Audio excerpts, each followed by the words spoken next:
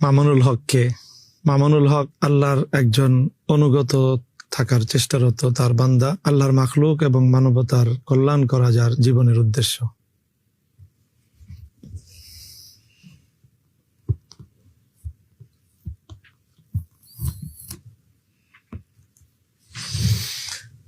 মামুনুল হকের রাজনৈতিক দল বাংলাদেশ খিলাফত মজলিস।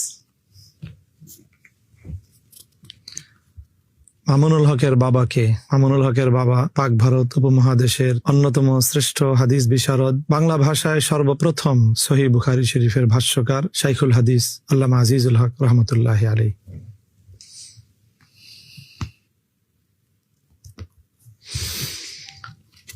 মামুনুল হকের সম্পদের পরিমাণ, মামুনুল হকের সম্পদের পরিমাণ 1,67,00,000 টাকা সামথিং।